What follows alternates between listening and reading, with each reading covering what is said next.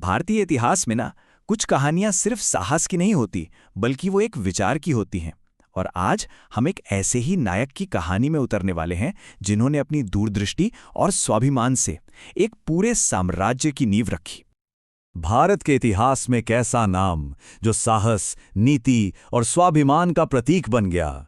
ये शब्द आप देखिए सिर्फ एक परिचय नहीं है, ये तो उस महान शासक की पूरी कहानी का सार है जिनका नाम है छत्रपति शिवाजी महाराज। तो चलिए शुरू करते हैं उनकी कहानी के पहले अध्याय से, यानी स्वराज्य का उदय। तो कहानी शुरू होती है साल 1630 में शिवनेरी के किले से।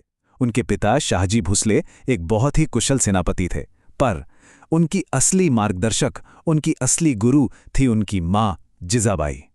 कहते हैं ना, उन्होंने ही शिवाजी के मन में धर्म, न्याय और वीरता के वो बीज बोए जो आगे चलकर एक विशाल, एक बहुत बड़े साम्राज्य का पेड़ बने।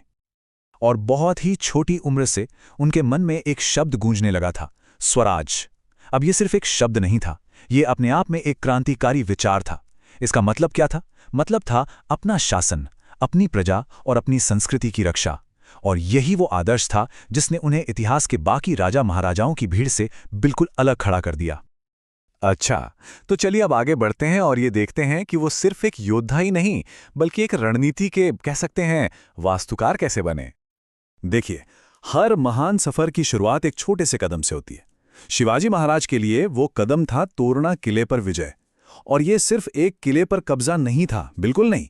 ये मराठा साम्राज्य की नींव का वो पहला पत्थर था जो एक बहुत बड़े सपने की एक ठोस शुरुआत का ऐलान कर रहा था। और यहीं पर उनकी असली प्रतिभा सामने आती है। आप सोचिए, उस दौर में जहां ज्यादातर शासक सिर्फ अपनी तलवार की ताकत पे भरोसा करते थे, शिवाजी महाराज का सबसे बड़ा हथियार उनका दिमाग था। उनकी जीत सिर्फ शक्ति से नहीं आती थी, बल्कि बुद्धि, नीति और हां, लोगों को संगठित करने की एक अद्भुत क्षमता से आती थी। उनकी जो रणनीति थी ना, वो उस समय से कहीं आगे की थी। उन्होंने क्या किया कि जीते हुए किलों को एक एक करके जोड़ा और एक ऐसा डिफेंसिव नेटवर्क बना दिया जिसे भेदना लगभग नामुमकिन था। लेकिन बात सिर्फ जमीन तक नहीं रुकी। उनकी दूरदृष्टि देखिए, उन्होंने भारत की पहली शक्तिशाली नौसेनाओं में से एक की नींव रखी। इससे क्या हुआ? इससे न केवल पश्चिमी तट सुरक्षित हुआ, बल्कि व्यापार पर भी उनका नियंत्रण मजबूत हो गया। अब हम उनके जीवन के उस पड़ाव पर आते हैं जहां उनके जीवन भर का संघर्ष एक ठोस, एक असल आकार लेता है, हिंदवी स्वराज्य की स्थापना। साल था 1674। ये सिर्फ एक तारीख नहीं है, बल्कि भारतीय इतिहास का एक सुनहरा पन्ना है। एक ऐसा साल जो हमेशा के लिए याद रखा जाना था। और इसी साल रायगढ़ के किले पर उनका राज्याभिषेक हुआ और उन्हें उपाधि मिली छत्रपति की। ये सिर्फ एक व्यक्ति का राजा बनना नहीं था, ये उस हिंदवी स्वराज के विचार की औपचारिक जीत थी। मतलब एक सपने का हकीकत में बदलना। तो सवाल यह है कि ये स्वराज्य आखिर था कैसा? देखिए, ये टिका था न्याय और नैतिकता के मजबूत सिद्धांतों पर। उनके राज्य में किसी भी धर्म का अनादर करना मना था। महिलाओं का सम्मान सबसे ऊपर था और प्रजा का कल्याण ही शासन का एकमात्र लक्ष्य था। ये सिर्फ नियम नहीं थे, ये उनके चरित्र की, उनके शासन की पहचान थे। शिवाजी महाराज का जीवन 1680 में समाप्त हो गया, लेकिन उनकी कहानी वहां खत्म नहीं होती, बिल्कुल नहीं।